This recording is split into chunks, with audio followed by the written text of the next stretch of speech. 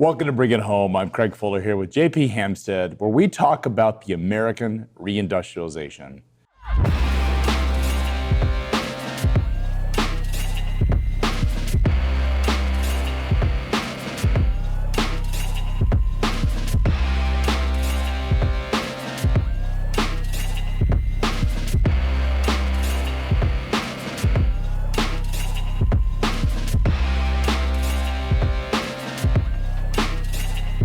JP, last time we got together, we talked about a number of those announcements, big corporations that are investing in production here in the United States, really driving this reindustrialization of the Americas.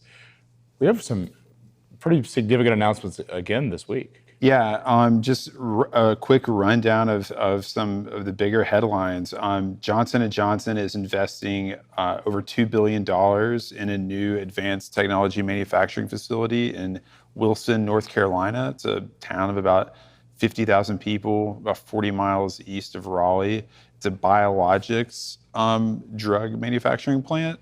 They're planning on bringing about 70 novel therapies to market over the rest of this decade, and this facility is sort of set up to support that entire portfolio. It's like a $2 billion high-tech pharma plant, kind of in small town North Carolina. It reminds me of the Eli Lilly announcement that we talked about last time. GLP-1 drugs that they've invested in, really driving a lot of that manufacturing. But there's so much happening in biopharma, so many new drugs, new technologies that are coming out to really solve these issues in terms of lifestyle.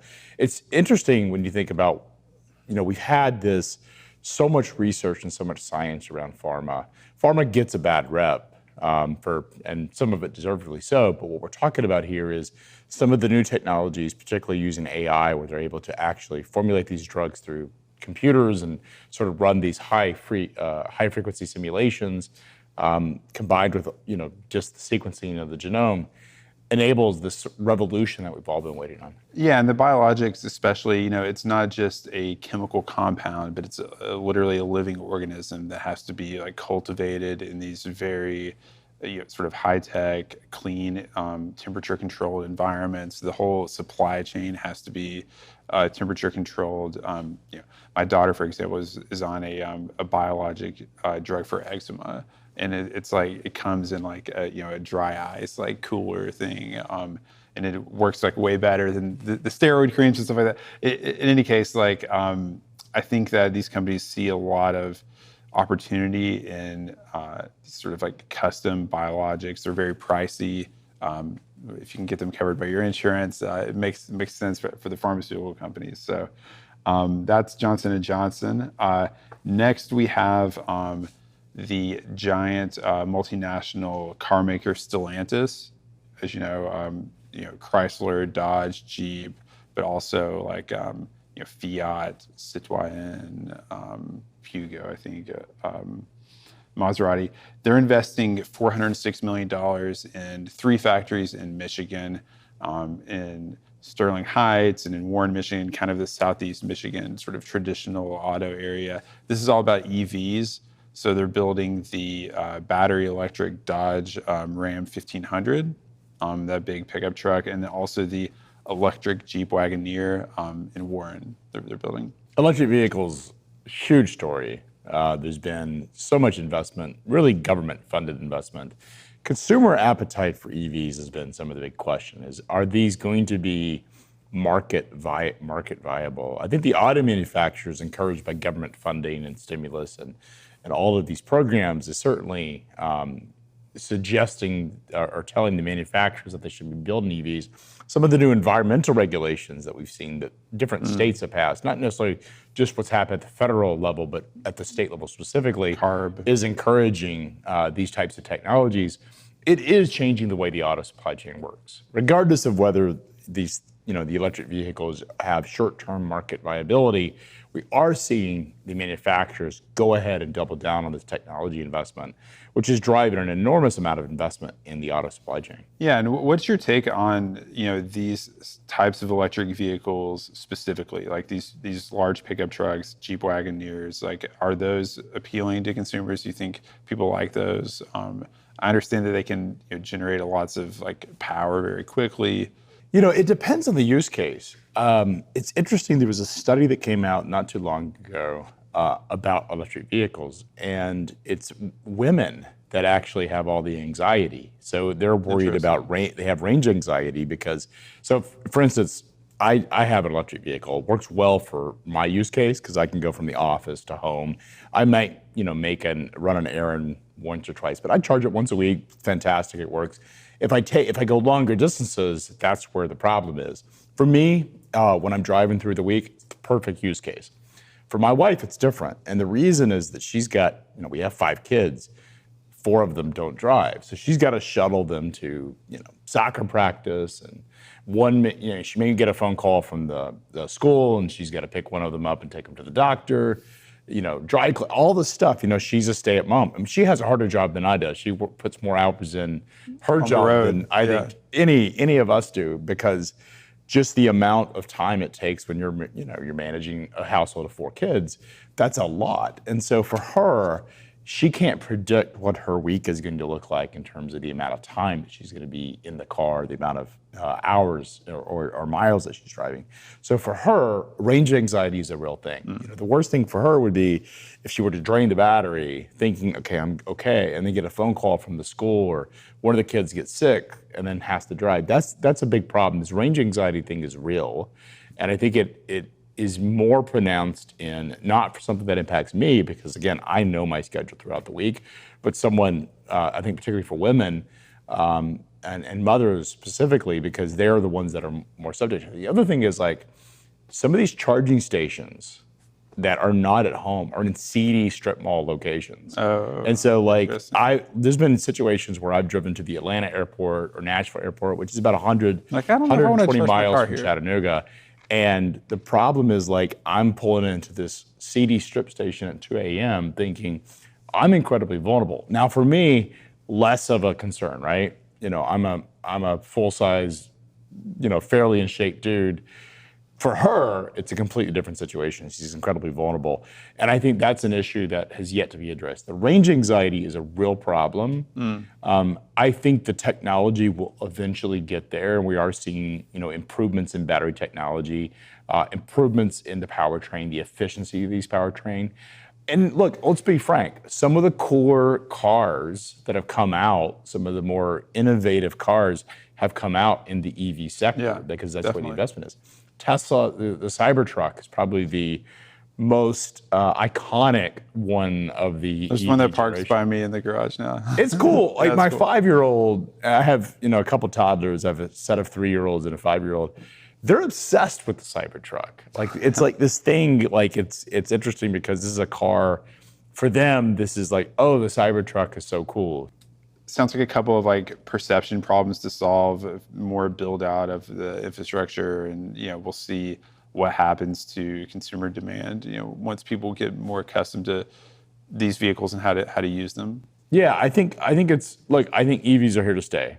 I think we've talked about this before. Is that I was visiting a presentation that the CEO of North America of Volkswagen gave, which is like, look, there's $8 billion per auto manufacturer being granted from the federal government to retool these factories and build electric vehicle battery technology and EVs themselves. You're going to get an EV whether you want one or not. And so I think what is interesting isn't the EVs, but these hybrids. It's funny because Toyota didn't go full on EV. A lot of manufacturers said, hey, EVs are the future, we're going all in. Toyota actually, and got a lot of heat over the fact that they didn't go all in on EV. They actually stayed, they were the inventors of the Prius. They were very early to hybrids. Years ago, 15 years ago, maybe even 20 years ago, I had a hybrid Lexus, which was had an EV battery and took gasoline. Toyota stayed in the hybrid, and I think that's probably what we'll see. Is we're seeing a lot of investment around EV, but I think hybrids are actually probably the best use case for exactly what I talked about. Is my wife specifically, just thinking about her use case, is going to get massive range anxiety because you can't predict her week. And this is true for a lot of, not just women. I mean, there's a lot of men that have this issue as well, but certainly for me, electrics are fine. I know what I'm doing each day. I'm not going to be surprised in intra-city. But on that occasion that I do take that road trip, I'd like to not have to pull over to a seedy strip mall. And I think the hybrids are probably the future. Regardless, all this investment, and I say this a lot when we talk about wasted investment that goes in, whether it's venture capital or even government funding, is most of those investments will fail. Most of those investments will fail to achieve a return on investment.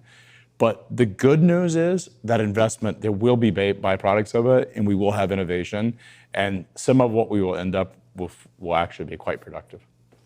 Nice. And to drill down a little bit, like one layer is sort of below the EV economy and the manufacturing of battery electric vehicles, there have been a number of investments by companies that are involved in electricity generation or electric power sort of equipment. Hitachi Energy is investing $153 million to expand 2 factories in Virginia and Pennsylvania and to build a new one in Mexico. These factories, one in South Boston, Virginia, which is kind of Halifax County, kind of the bottom middle part of Virginia, is building transformers. In Pennsylvania, they're building high voltage switchgear and breakers. And then in Mexico, in Reynosa, a new distribution transformer factory. And this is kind of like, they're seeing tons of demand for their products. Hitachi Energy said that their order book has like tripled in the past like 3 years. And so I kind of view this as part of what's enabling electric vehicles to be sold, right? Like upgrading the grid, basically. The grid has to be upgraded. And I think this is an area where when we look at what's going to drive, whether it's industrialization or just the modern economy, got to have electricity. So whether or not EVs will achieve what some of the more bullish estimates are in terms of replacing the internal combustion engine, the fact is that we are going to have demand for electricity. Electricity is life. At the end of the day, our economy, particularly our modern economy, cannot live and thrive and even exist without electricity. We have to have power. And one of the things that's often forgotten about, we know this because we're supply chain people, is essentially you need grid. I mean, grid is the highways. Yep. And our grid is way underinvested in. It is vulnerable to natural disasters. We've seen, I mean, look at what's happening in North Carolina right now, is the grid has been out for, and likely could be out for weeks. And so you're seeing that there's an enormous amount of vulnerability. The other thing is, so much investment has gone into solar and wind to create this sort of alternative energy that's quote unquote clean. The problem is that those, sometimes the sun doesn't shine, sometimes the wind doesn't blow, and so you need more persistent power. Nuclear is probably the most, it's funny because we're sort of back to the 1950s. Right. We're sort of going back to the future, whereas nuclear now is emerging. People have rediscovered the importance of nuclear energy is it provides a really nice alternative. But let's not forget the fact that all of this energy technology is driving things like AI. Like if you're going to have smart computers and AI in the cloud, you've got to have electricity to power it. And it can't be intermittent electricity. It has to constantly supply it. If you're going to change the way cars and automobiles work, got to have the grid has to be intact. Yeah. And the grid is essentially going to power these vehicles. It's got to be also persistent. So we have all this stuff that's happening around electricity.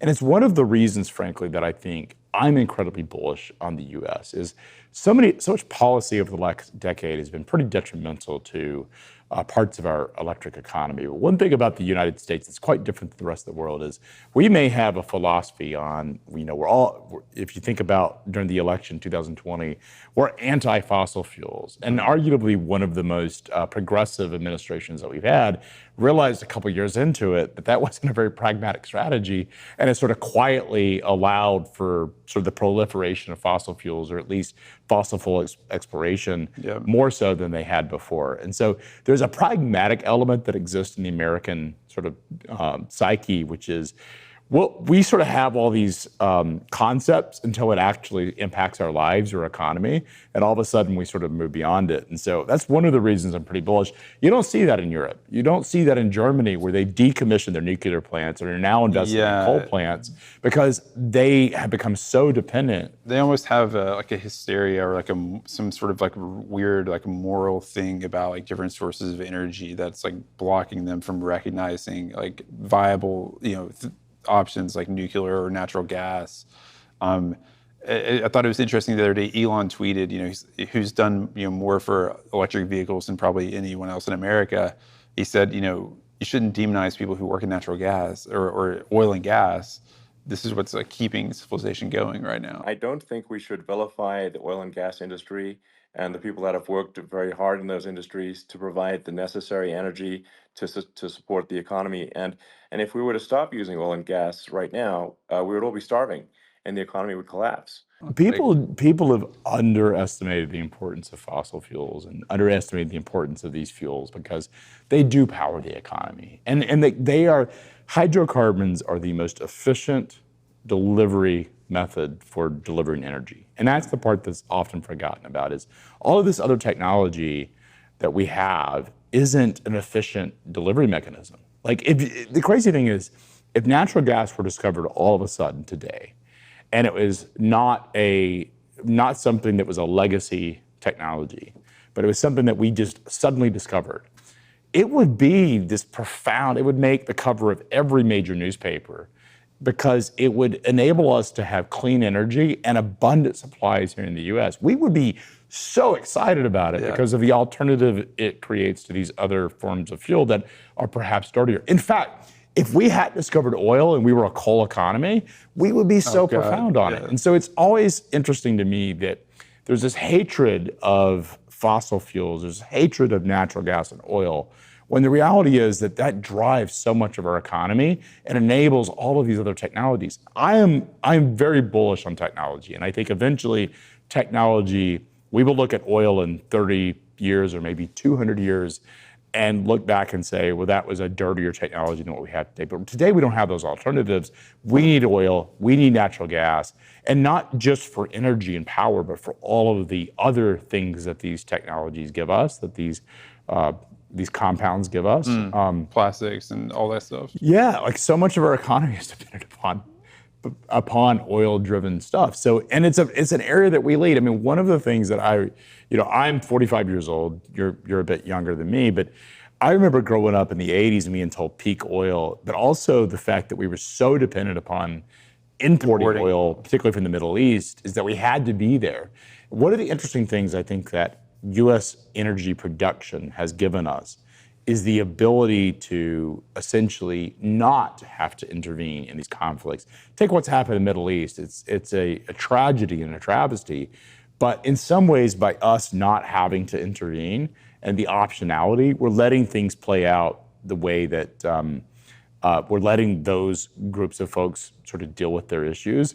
That doesn't mire us in what could be a pretty protracted war. And we're also not in like an energy crisis. No energy crisis. Yeah. I mean, oil's at $70 a barrel, and the Middle Eastern countries, particularly Saudi Arabia, has lost their ability to manipulate global oil prices simply because the United States is producing so much. And I'm excited. Our guest here today is going to talk all about oil and what's happening around oil production.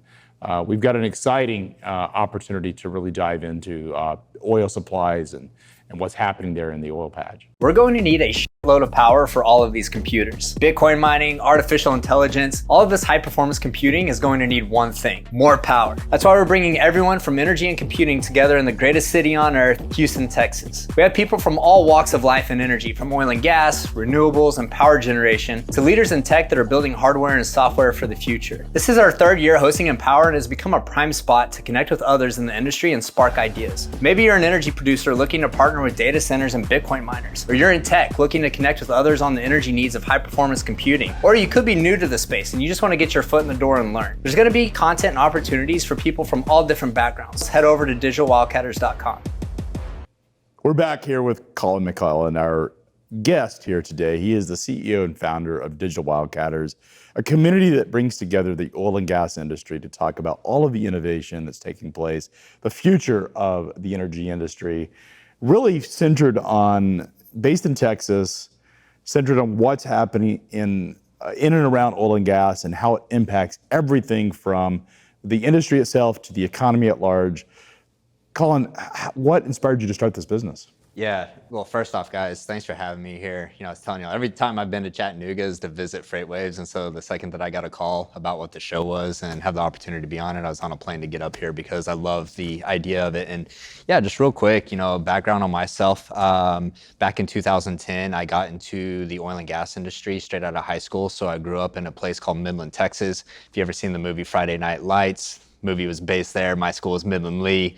Opposing school was Odessa Permian, and so that's what most people know that area for. But it's also the heart of the biggest oil and gas play in the United States, and really is the powerhouse for what the United States is built on. And so out of high school, I started roughnecking on drilling rigs, one of the more dangerous blue-collar jobs in the world. Learned how to drill wells for a couple years. Then I moved into fracking, learned how to frack wells. And then I moved to Houston in 2014. I took a job that had me all over the Western Hemisphere managing drilling operations. So I got to spend time on deep water drill ships in the Gulf of Mexico. I spent time on the North Slope in the Arctic Circle with the polar bears. I drilled wells in Los Angeles in the middle of golf courses. A lot of people don't know that Los Angeles is a really powerful oil and gas play, and really got to see boots on the ground oil and gas operations all across the United States, and saw that transition from conventional to unconventional assets in the shale revolution and knocking off OPEC as the powerhouse that they were. It's what's happening with gas. JP and I touched on it. Has been tremendous. Just in my lifetime, and really within the last 20 years. Mm-hmm. I went to school at Baylor University in Waco, Texas, and there was a bunch of kids from the oil and gas industry. And I remember hearing them talk about some of the new technologies that were coming. We'd have these conversations about were we going to run out of oil, because there was a belief in the 90s that was like inevitable, that the United States and just globally we're going to run out of oil. That hasn't happened. What is the story there? Yeah, I mean, what's happened with American oil and gas production is nothing short of amazing. It is a technological revolution. And, there's this clip from Steve Jobs back in the late 80s or early 90s, and he talks about oil and gas being a technological revolution, especially petrochemicals, and how that unlocked all of this energy and allowed humans to spend more of their time thinking and then build computers. And then he started talking about how computers someday you'll be able to ask it a question and get an answer, and starts talking about AI. And so to really see over the last 100 years what oil and gas has enabled us to do. And if you look at that, that time period from the early 1900s to, let's call it, the early 2000s, things didn't really look that much different. If you look at the drilling rigs that I worked on in 2010, I can go find pictures from the 30s and 40s. Looks like the same exact drilling rig. Like, I could go work on that rig. Those guys could, if they could come into the future, they could work on that rig. So what changed? Around the 2010 timeframe, we really started looking at shale formations. And so the way that we used to drill wells is, shale is the source rock for oil, and oil would start seeping up and it would get caught in these traps or these salt domes. And so what would happen is we'd drill a vertical well down into these salt domes, into these pools of oil, and we'd suck it out like a straw. That was essentially how it happened.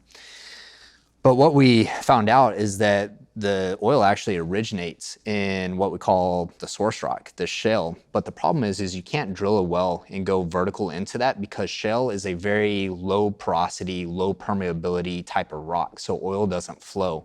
So if you drilled a vertical well into that, you just wouldn't have enough exposure to the rock to make an economic well. So what happened is some really smart people, both in engineering and in finance, figured, hey, we can drill straight down, and then we can kick off our well and go horizontal and drill right through that shale rock. And so we can get 10,000 feet of exposure to that rock, and then we can frack it, open it up, bust the rock open so that oil can flow through. And what this really enabled was this quote unquote manufacturing process. And it allowed capital to come in and deploy capital at scale. So if you look at, our company's called Digital Wildcatter. Some people are probably like, what is a digital wildcat? I don't know what is a wildcatter. The term wildcatter is a term, you had these guys in the 1900s all the way up to the 80s and 90s that would take incredible amount of risk drilling a well. You'd look at some seismic and geology and things of this nature, and you'd have a map and you'd say, hey, I think this is a really good place to drill a well. And you'd go spend the money and drill that well, but you might have a dry hole. That was a very common thing. So that was kind of your boom and bust of riches in oil and gas. Hey, you either struck it rich, had oil shooting out of the ground, or you had a dry hole. But with the shale revolution, what it allowed was this very predictable manufacturing process where you said, hey, no, we know the shale rock is here, and now we are going to go drill multiple horizontal wells into that formation. So now if you go out to West Texas, you'll go out to a single pad, and some of these pads have 20, 30 wellheads on them with wells going out in all different directions, tapping into these different pay zones in shale. And so what that allowed was Wall Street, private equity to come and really deploy capital at scale and have this ability to underwrite these projects with a risk-adjusted, mindset and basis to where they could cut billions and billions of dollars of checks to deploy these assets. So Collin, is it fair to say in the old days, it was almost like shooting a dart where you had to be pretty precise on where, like, you knew there was oil under there because of all the sort of seismic, like engineering and science they would do, but they didn't know exactly how to get to it and extract it. And so they would, it was like shooting a dart and you only had so many shots. Where what you're describing now is more like a shotgun approach where they can basically blast a bunch of these, horizontal rigs in there, and they only need to get one. Am I understanding that correctly? You're a little bit off. And so it's not a shotgun approach necessarily in the way that you're saying it. So there's the idea or the concept of a dry well in shale just really isn't a thing. When you drill a well, you have a very high probability of producing that well on an economic basis. And so it's not really a shotgun approach of, hey, we're going to drill 10 wells and hope that, 3 of them hit. So we're going to drill 10 wells and all 10 of those are going how does that change? Yeah, it's a fundamental geology concept here. And so if we're drilling a vertical well into one of these pools of oil in a salt dome, your seismic could show that, hey, we're looking at our resistivity and all of our different logs here, and it looks like there's oil, but you don't know until you go down there and actually drill the well. And so you could drill the well and get down there, and it could turn out like, hey, your reads on everything were just poor and bad. The other thing about these conventional vertical wells is that you may have a pocket of oil over here, and you may have one over here, and you may have one over here. So it's very sporadic, and it's not very standardized. Like what you did over here may not work over here on this well.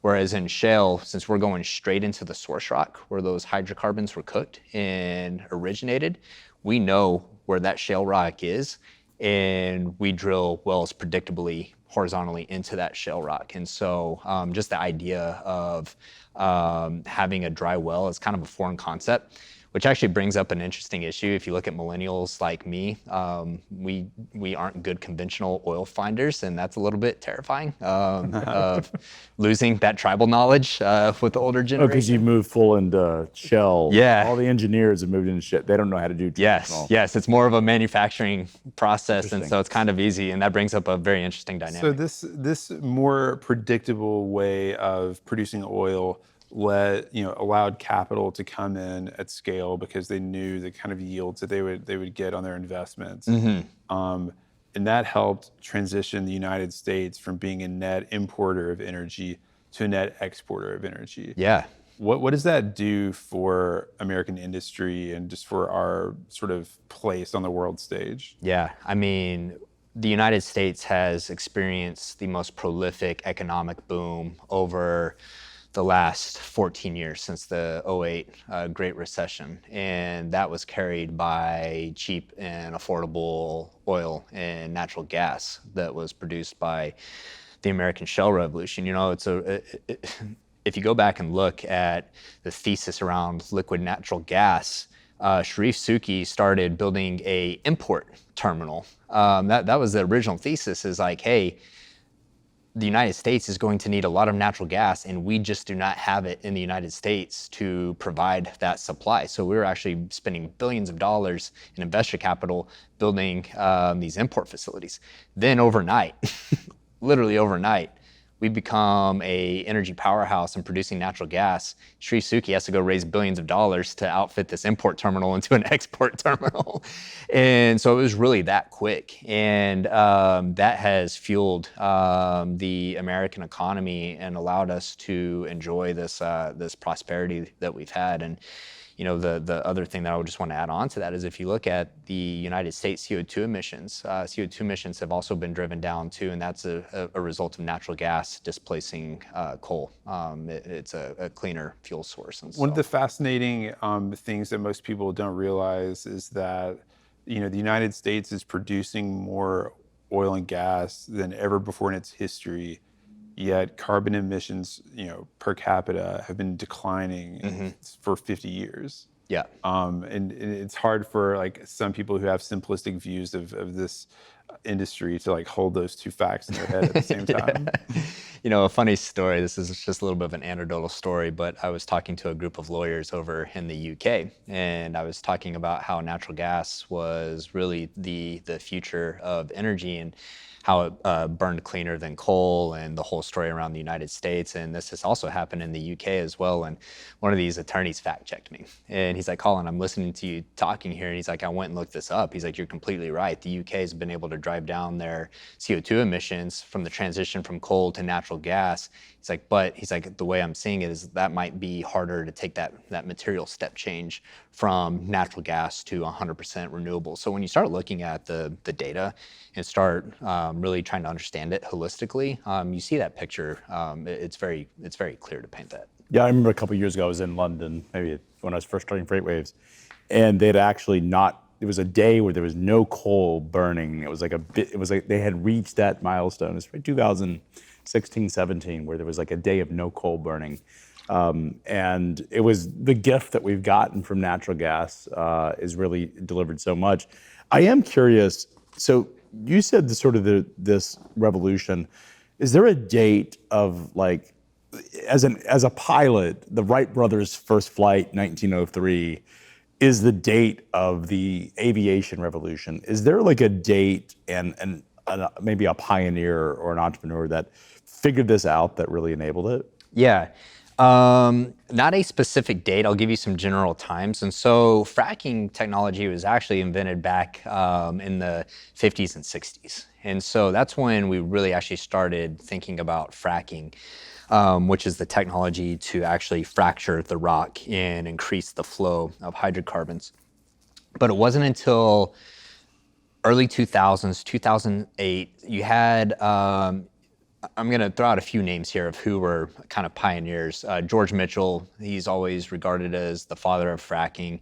Aubrey McClendon from Chesapeake. Aubrey was probably the biggest driver for the Wall Street capital injection. I mean, the guy just knew how to attract those investors and sold them on this idea of natural gas abundancy and horizontal wells. T. Boone Pickens was another one. T. Boone had a great vision for the use of compressed natural gas in vehicles and things of this nature. And that's probably a short list. There's probably many, many more that should be added to that. But if I really look at kind of a time period of when did the Shale Revolution begin, that was 2010. I mean, that's right at the height of the financial crisis started in 2008. Yeah. I imagine that may have been some of the sort of created the foundation or the environment for finding more efficient ways to drill for energy. Oh, 100% did. So if you look at it, I started drilling in 2010, and this was in the Great Recession. It was in an oil downturn. And so keep that in mind. I mean, we're in this bottom of the pit, and that's where the shale revolution really began, because at that time I was still drilling vertical wells, and you kept hearing about these horizontals that were coming online. And to give you an idea of the technology development that happened, like I was telling you guys earlier, if you looked at the rig I worked on and the rigs from the 40s, 50s, they looked almost the same. If you looked at the wells that I was drilling, it would take us anywhere from 15 to 20 days to drill an 11,000 foot vertical. Now it takes us 11 days to drill a 20,000 foot horizontal. What enabled that? One, drill bit technology. So we went from using these tricone roller bits to using PDC diamond bits that just allowed us to chew through rock a lot faster. The rig technology, we went from running these little, they were called rotary rigs or Kelly rigs, where essentially you'd have a table that would turn, to where we went to top drive rigs, where you had this huge, it's almost like an impact drill, where you'd have a drill on the top of the derrick and it would almost drill the pipe in. And so just the amount of technology that went in this, both in the subsurface and the tools that we actually used, and the surface technology in the evolution of our rigs. I mean, just much bigger rigs. You went from rigs that were capable of 5,000 PSI to rigs that were capable of, 7,500 PSI. And so just really incredible technological revolution. And I think that was enabled by two cities that are really important and special to me, are Midland, Texas and Houston, Texas. And the entrepreneurial spirit of both of those places is just undeniable. I mean, just the amount of creativity and ingenuity you have in engineering. And, one time I was in a roundtable discussion with Senator Ted Cruz, and he said the only place in the United States that the shale revolution could have happened was in Texas, because it is a crazy idea to tell people, hey, we're gonna drill up in the Barnett outside of DFW area, not far from Waco, we're gonna drill wells under neighborhoods and extract hydrocarbons. And it was really our regulatory environment that allowed us to be able to build and do that, which is that's a very tough issue in the United States right now. It's just the ability to build and do things. I remember buying, I've had a few houses in Texas, and the mineral rights issue always comes up when you sell a house, because it's not something we think about here in Tennessee. It's like mineral rights in like a neighborhood. Like if you live out in the farmland, mineral rights is a different thing, but it was a big issue. It's like, are you going to sell your mineral rights along with selling your house? And I'm like, of course I would. Like, yeah, the homeowners association meetings and outside of the Fort Worth area were just kind of crazy, because you had to pull them together. And if you had one neighbor that didn't want to sell their mineral rights, and that's a really interesting thing in Texas and the broader United States, is that there's a separation between owning the surface and owning the mineral rights. And so most of the mineral rights in Texas aren't owned by the surface owners. And so my former father-in-law had a house in Arlington, and he sold his mineral rights and making not a fortune, but making a nice, paying the mortgage through selling the oil that's under the house. Like what is it, a couple hundred feet maybe? Under the house. So. Yeah, it's funny. I used to own these oil wells in Oklahoma outside of Tulsa, and the wells that I owned, they're not these high-tech wells that we're talking about. They're little 3,000 foot old, we call them stripper wells, because they strip oil. One of them would produce 200 barrels of water and 2 barrels of oil. So it was a water well that just happened to skim a little bit of oil. But that well in particular was drilled in 1982, and the lady that was the mineral owner, that was her income, was living off of that, and it was for a long time. And so there's an entire industry of mineral owners and a entire portion of generational wealth that has come through mineral ownership. And that's really interesting about the United States, because every other country in the world, minerals are owned by the state. And so that's enabled Americans to become wealthy and rich. Yeah. So Collin, I this whole show that we've got, and this sort of theme about American reindustrialization and the importance of it, without the shale revolution, is it fair to say that the United States would be a dependent economy on, foreign countries and importing just importing oil, and our economic destiny would not be in our own hands. 100%. And I think it's important to also approach this conversation with nuance, because I think that the idea of energy independence that's a fallacy. It's a pipe dream. There is no such thing as energy independence. I mean, even if you look at it today, we still import a ton of oil because our refineries are configured to refine heavy crude, which is produced in places like the Middle East, where shale is a light crude. So we still actually export a lot of our oil to be refined in other parts of the world and import a lot. And so I think that it's important to understand that oil and gas is a global market. We are one participant and player in that market. The short answer to your question is 100% yes. So, I mean, if it wasn't for shale, we would be much more dependent on OPEC and Russia and China and these companies or these countries, which I think also brings up an important, I think about energy holistically, from renewables, whether it's wind, solar, whether it's geothermal, nuclear. And you look at the supply chains. You guys spend a lot of your time thinking about supply chains. You look at renewable energy like solar. I mean, China owns a majority of that supply chain, from the metals and minerals that are used to the manufacturing of those solar panels as well. And so I think the right approach to think about energy is, how do we become more energy diverse and make sure that we're not dependent on any one source, any one country, and stop thinking about it in terms of energy independence, because I think that's a fallacy. So in supply chains and in freight movement, in the early 2000s, the railroads started to take some market share. And I remember this big argument about, we're trucking, we're not a railroad. And there was this sort of like friction between the trucking companies and the railroads. And then you had air freight, and you had all these, everybody was very modality specific. Yeah.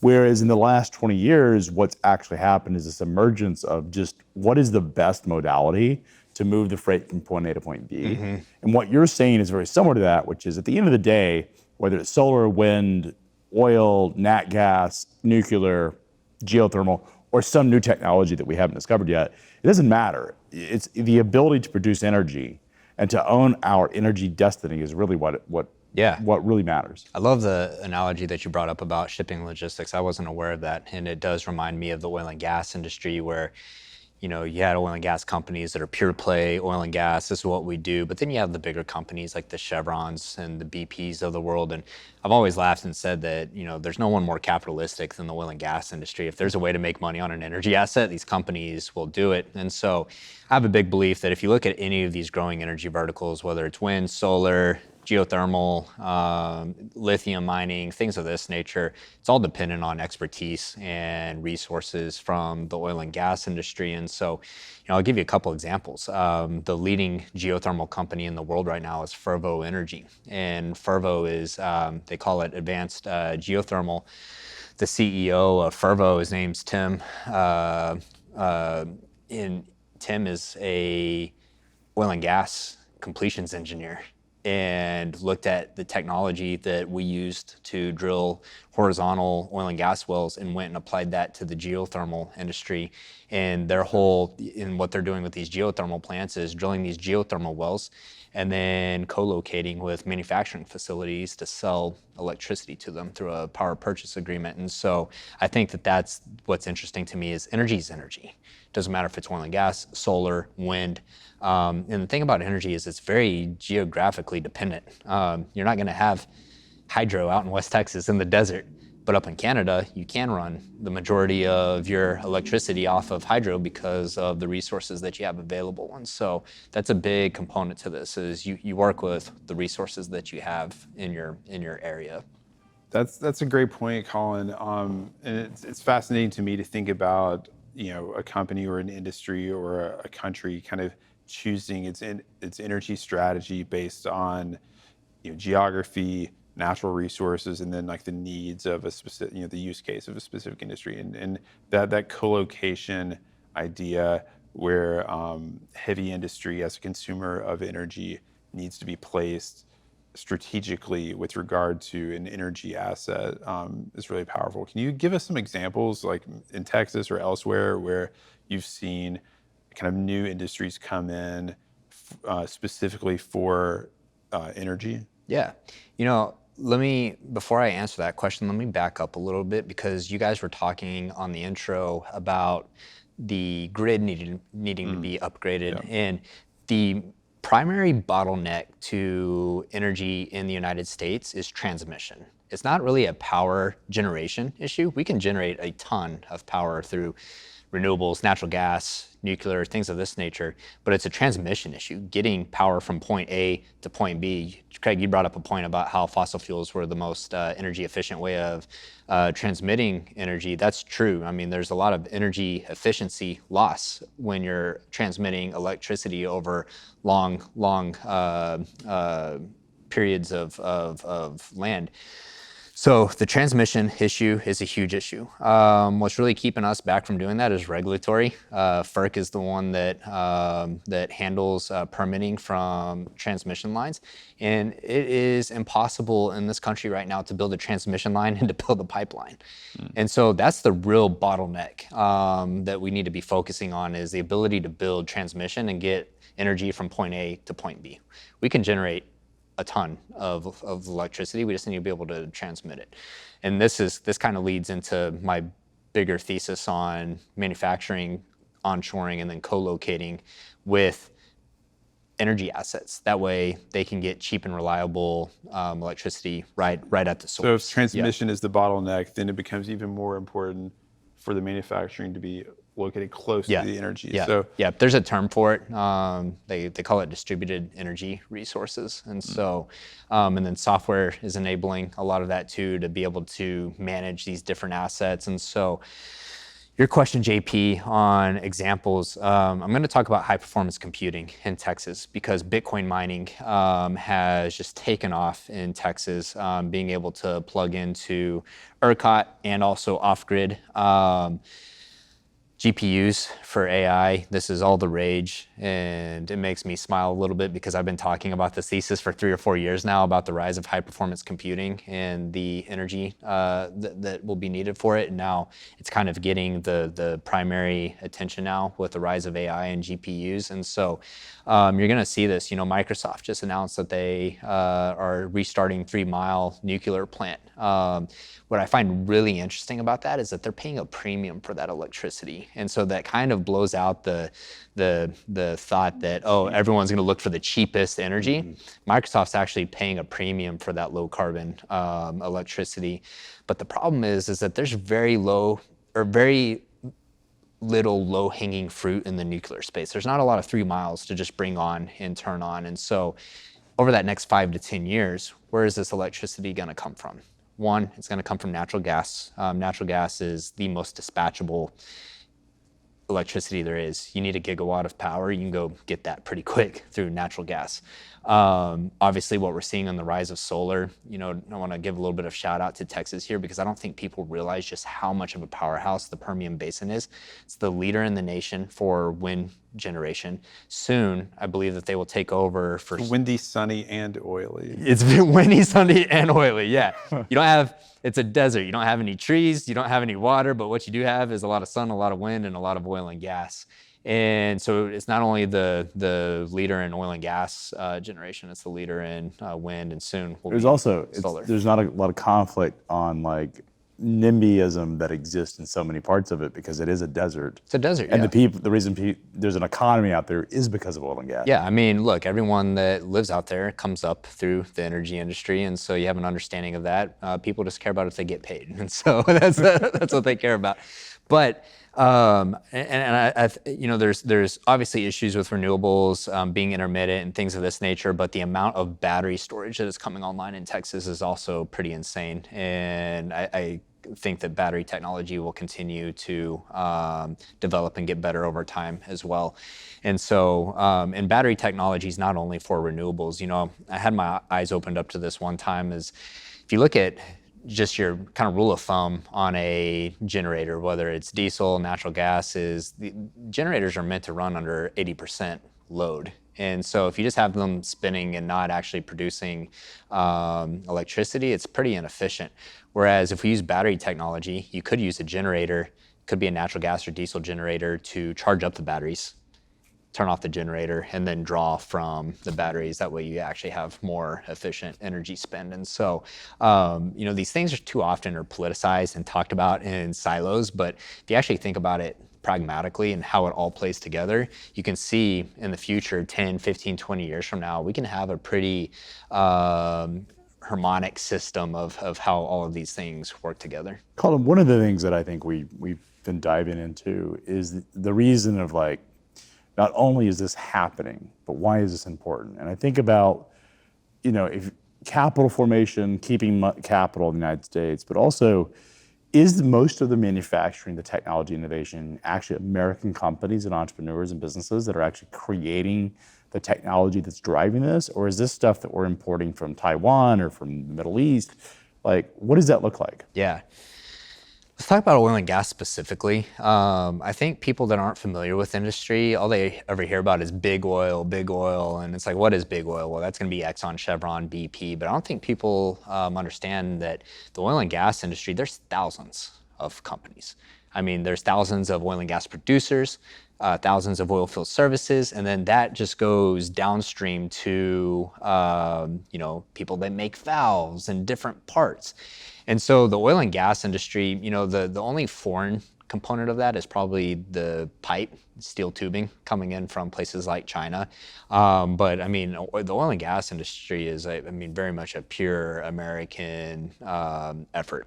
Now, when you look at the renewables, a lot of renewables are imported from, I don't know the specific breakdown off the top of my head between China and Taiwan and Korea in terms of solar module exports, but that's where solar panels come from, is different parts of Asia. And so I think that we're heavily dependent on Asia. And if you look at China specifically owning the metals and the mining in parts of the world like Africa, that becomes pretty concerning, the risks that we have in the supply chain there. And so back to my point earlier, is like we should really focus on diversity in the supply chains and the energy sources, just to make sure that we're not someday dependent on China.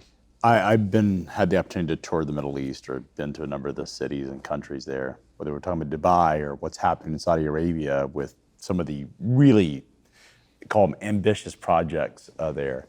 All of that is funded by oil and gas. Yeah. Mostly sort of, a lot of it is American dollars that have funded it, but also Chinese dollars yuan that have funded that. Yeah.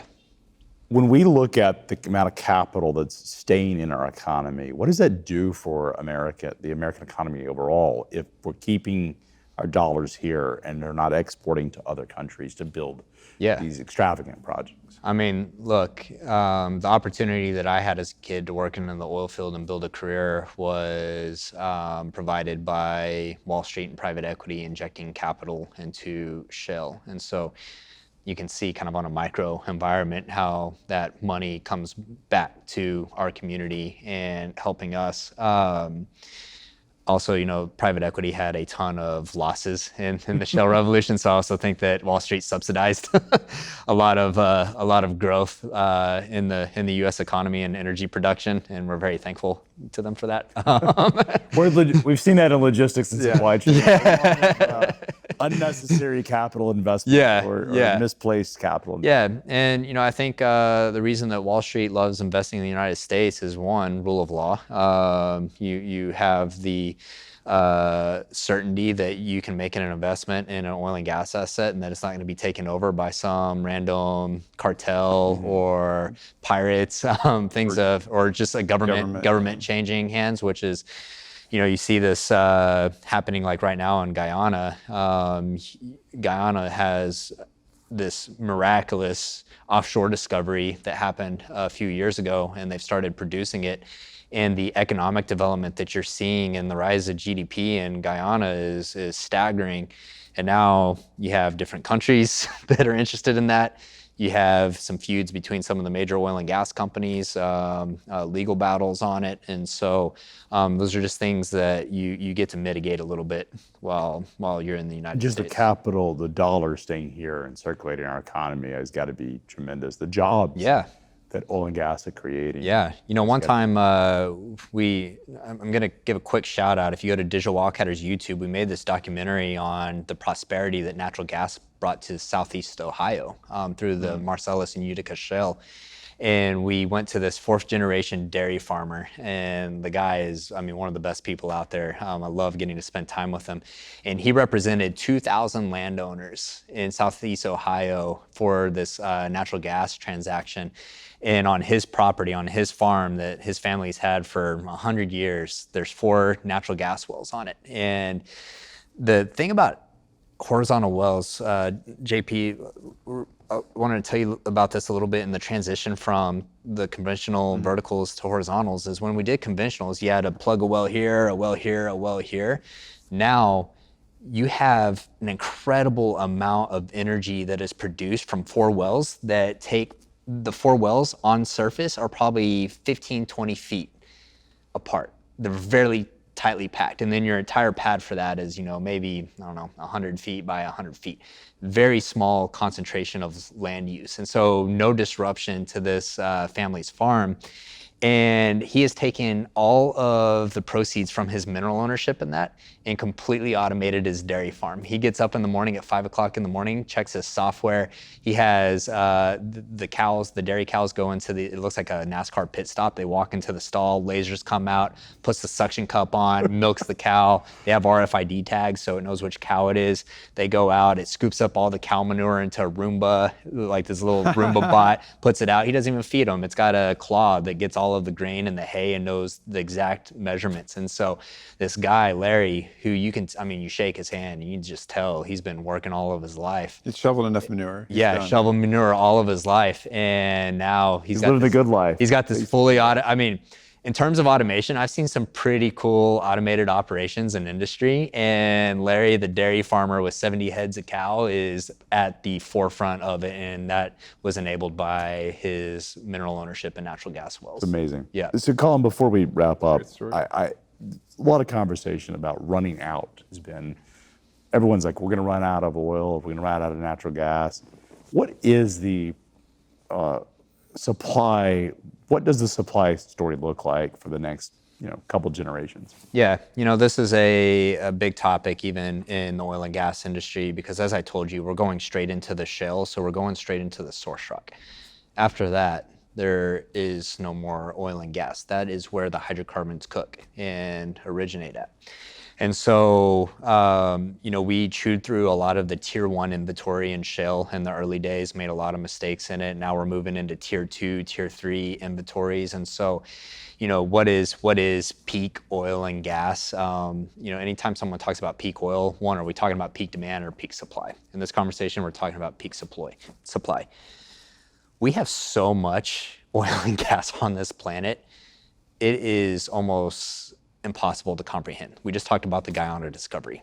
That is a massive producer in its own right. And so I don't think anyone can sit here with a straight face and tell you definitively of when peak supply will be. I know from a natural gas perspective, we have enough to last us centuries. It's a huge amount. And then as we move forward into the future, something I've been diving a lot into is the future of synthetic hydrocarbons. And so there's already a lot of companies out there that I'm friends with that are looking at, okay, how do we make hydrocarbons in a lab? So part of this could be using heat to dissociate CO2 molecules and break them down and turn it back into a hydrocarbon, which that's really enabled by the rise of nuclear and being able to use heat from nuclear to do that. I have friends that are using biological methods to go into reservoirs and take residual natural gas and turn it into hydrogen. They've also partnered up with Oxy, has a CO2 injection project. They're taking that CO2 and they're cooking in the reservoir to take that CO2 and turn it into ethylene. And so the thing is with these synthetic hydrocarbons is you can actually make pure higher density fuels in a lab, and that technology is really developing. And much cleaner, I imagine. Much cleaner, burns cleaner as well. Yep. Yeah. And so I'm actually a big believer that we'll be using hydrocarbons for the next several centuries at minimum, and especially as we get into space exploration, colonization, industrialization. You need hydrocarbons to get to space. You need it for rocket fuel, and then once we get up there, you're gonna need to get back. And you just look at the resources that are in space. Titan is a moon where it rains hydrocarbons. They have oceans of methane. And so you think that we're not going to tap into that when we're into space colonization. So it's such a powerful, I look at what the fossil fuel revolution has given, and we're talking industrial, back in the 1800s. Yeah. I mean, things like, and this is a controversial topic, but it's true, is like slavery, like it enabled us to eliminate the need for human sort of forced labor, because now you have, what's that? Yeah, because you had steam power. It's steam powered. You think about just the food revolution, the agriculture revolution, the amount of food we can produce. What fossil fuels have given us, it gets a bad rep because people have this sort of purist idea that we should move off of it. The reality is it has empowered our whole economy, and it has empowered everything that we sort of know in a modern life. Without it, we would be cavemen. Yeah. And it is such an important technology that is so underappreciated. I think I love that you brought up the point of slave labor, because at a point in time that was the cheapest and most cost-effective form of energy. I mean, at the end of the day, that's what it is. If you've ever watched the movie The Matrix, all the people in their pods, they're slaves. It's their energy being used to power the simulation. And that's how the world used to be. And going back to that Steve Jobs quote, that's what he's talking about. He's like, hydrocarbons and petrochemicals allowed humans to stop physically working and start thinking about technology. And you also look at it, we were using well oil in the United States, and we've decimated the whale population. We've killed 75% of the whales out there. And it's not hard to imagine that whales would be extinct if we weren't using, if we didn't discover oil in Pennsylvania and be able to use it. And so, and that gets into a whole other topic where I've got an entire thesis that we've killed the biological pump because we've killed the whales, which fertilize the plankton populations. Plankton are responsible for sequestering 40% of CO2. So you have fewer whales, fewer plankton, and we've messed up the entire biological pump. And so in a way, you can make a case that oil and gas really saved the whales and in turn saved the biological pump. And refrigeration. I mean, look at what, I was the founder of Singapore, sort of the sort of godfather of, he was mayor, but he was sort of, really created that whole country, says that air conditioning is what enabled Singapore to become world power. I think about Houston. You live in Houston. Yeah. We live in Tennessee. If you think about pre-air conditioned times, what that life was like was pretty miserable in the South. Yeah. And what that has enabled is this development of these Southern economies, the development of us to be able to thrive, eliminate a lot of disease because we're not exposed to the elements, we're not exposed to insects the way we were, because before we couldn't survive in a hot building. Anyone who's been in Houston or in Tennessee without air conditioning knows that could not exist before. Isn't it incredible how much we take air conditioning for granted? Refrigeration. Yeah. Like food. That's after a hurricane in Houston, you go a couple of days without a refrigerator and air conditioning. You're like, yeah, this sucks. And then you'd be willing to burn wood inside your house. Yes. People were burning wood stoves. That was how they heated their homes, is they would and the amount of just carbon that they would breathe, and carbon dioxide, and just the soot they would bring in their homes just to heat it. If you look at like early photographs of Chattanooga or Knoxville or any city in the Southeast from like say 1900 or 1880, it was all there's no trees. Dirty. No, it was all. They're all burned up. Which guys, I could talk about some of these topics for hours, which we don't have today, but a couple of just different stories is I saw a video the other day, I believe it's produced by the World Economic Forum, and they were down with some villagers in Africa, and the mother of this family spends 14 hours of her day harvesting wood to cook with. And she just talked about how backbreaking it was. She, in the morning, wakes up, has to go find wood, cooks, goes, finds wood again, and that is all she does all day. And specifically, she said if we had natural gas, how much it would improve her life of being able to plumb in gas to heat. And not only that, all of her family, all of her kids deal with respiratory issues from burning wood inside their homes. And so if you think about that, saw a friend on Twitter the other day talking. He's a really big account. He's a digital nomad, so he's all over the world, and talked about how much we took air conditioning for granted. He was talking about his time in Europe.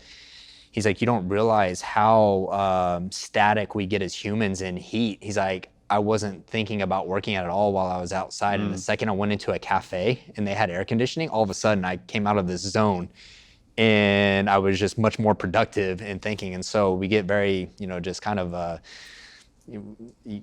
when you're in heat, your body's biological reaction is, hey, completely different. Yeah, That's why there isn't a lot of and shut down. development. If you look at historical development, economic development, you don't see it in the tropics. You don't see it because, for that very reason, disease, propensity to disease, climate wasn't conducive to those types of things. Even like animals were, would get highly exhausted in those parts of in those climates, and that's why we didn't see a lot of economic development in parts of the world that suffered from really significant heat. Yeah, and on the opposite side of that, places where it's really cold as well. Humans have a much better ability to adapt to the heat than to the cold. You go up to the North Slope of Alaska, and I mean, it's hard to run generators and things when diesel gels up, and you're constantly having to, keep that in mind and run different boiler systems and things of this nature. Whereas in hot climates, we have figured out air conditioning. And we would be remiss if we talk about air conditioning when we talk about refrigeration. I mean, refrigeration is also one of the most revolutionary technologies. Yeah. The ability to, we talked earlier about medicines but just food.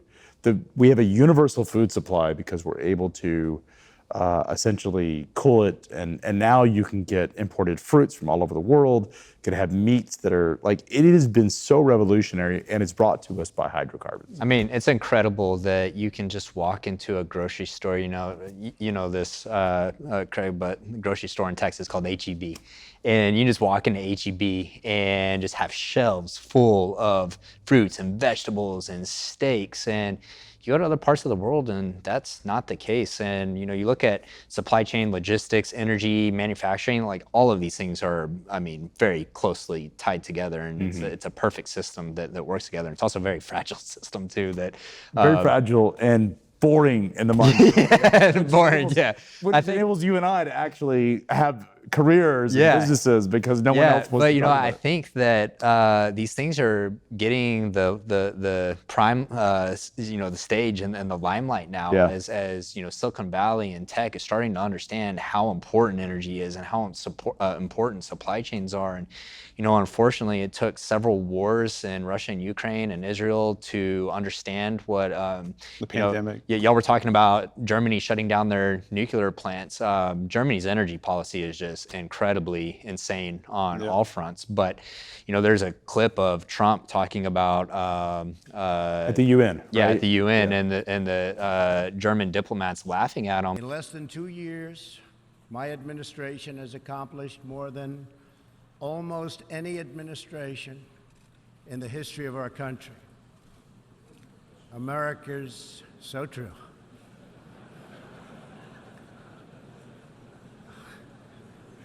Didn't expect that reaction, but that's okay. But Russia wasn't able to attack Ukraine because they were able to complete the Nord Stream pipeline once Biden got back into the office. And then you have Germany is like, okay, well, we're going to shut off our nuclear, and they became dependent on Russian natural gas. So they could guarantee that they wouldn't interfere. Yes. Yeah. That was the calculation, right? That's it. And innocent people die because of bad energy policy. And we see this in the United States too, guys. If you look at Boston and New England area, they are heavily dependent on natural gas to heat their homes and to electrify everything. And 80% of their electricity generation comes from that. And they import the natural gas from Africa and the Caribbean and Russia, even though Boston is 200. Because pipelines can't be built. Yeah. 200 miles away from the most prolific natural gas play in the world, in the Northeast, in Pennsylvania, in Ohio, and you can't build pipelines to get them natural gas. We also, with the Jones Act, we can't ship LNG from Houston up the coast to Boston, and so both Boston and California import a ton of oil and gas from countries that don't have the regulatory framework that we have, and it's just Don't necessarily have our best interest. best interest, and they definitely don't have our Sounds best like you interest. should build a refinery in Bermuda. It's like right in the middle. Just like export it, just like pipes that go from one side to the other. Yeah, I don't yeah, know. That's yeah, no, trust Jones me. Act lawyer will figure that one out. I'm very vested in figuring out powering the United States and building infrastructure, and it's a very, I feel very fortunate to be in this time period where there's a lot of opportunity, and I'm very bullish on the United States and our ability to start building again, and so I think that's enabled by energy, and obviously will be enabled by shipping and logistics and manufacturing. You know, I love your Twitter account because it's a world you're evangelizing oil and gas, the importance of it, what's happening on the ground. You create a lot of energy and passion to it. You're making it a fun topic for most people, what would most otherwise assume not to be. This is so important because educating the general population that we can't have EVs without power and without energy is so important. Yeah. And so I applaud you. You can reach it at FracSlap for those that want to follow you on Twitter. Yeah. Twitter, TikTok, any social media platform. My handle is FracSlap. So always happy to connect with people and educate. It's something that I'm very passionate about. And that's F-R-A-C. Yeah, F-R-A-C. F-R-A-C, yeah. Just in the know. Yeah, no K. No K. This is a big topic within oil and gas. If fracking spelled with a K or without a K. There's no K in the word fracture. Yeah. So no K. It's just F-R-A-C and then slap. And so also just want to give a shout out to the biggest natural gas producer in the world, EQT. They've got a pad that's coming live in Ohio. It's the FracSlap pad, and so it's going to be a banger of a. They pad. named it after you? Yeah, they named it after me. Amazing. So, yeah. Hey, Toby, is there a FracSlap pad? Can you confirm? Is it happening? Yeah, that's confirmed. It's confirmed. Best asset they're gonna have. Gonna be banger wells. Yeah, I haven't got any freight people company named after need a you. rail car. It's- I don't know. I already- need a rail car or like a We need to work on that. Someone needs to do that. But yeah, I think EQT was smart. This is going to be the best barn burner of a natural gas asset in the United States. So When is it coming live? so they've already started constructing the pad. I think that they've already got it permitted, but I think it'll come online. They'll start drilling it next year. We need to feature it when it actually. That's what. Yeah, I would love. No Yeah, fracs- we should I do love it. that, Yeah. by the way. That's You know what's awesome. funny is I've heard about it for a couple of years through the grapevine through some of their engineers, but someone on Twitter was driving home from a football game the other day and drove by the lease sign on the side of the road, and they stopped and took a picture of it, and so it is incredibly cool to actually see that it's awesome. coming to life. Amazing. That's cool. Such a cool story. So, Colin, really appreciate you coming in. You can follow him at Frac, F-R-A-C, Slap, on Twitter, on X, TikTok, and Instagram. Really great follow. Recommend it. We'll be back, talk about more American reindustrialization. So much happening. Oil and gas is such an important topic. It's something that really needs to be honed in. We lead the world in production of energy, as well as energy innovation and manufacturing. It's a really important topic. We'll continue to dive into that at Bring It Home. We'll have you back another time to talk about another major topic in American reindustrialization.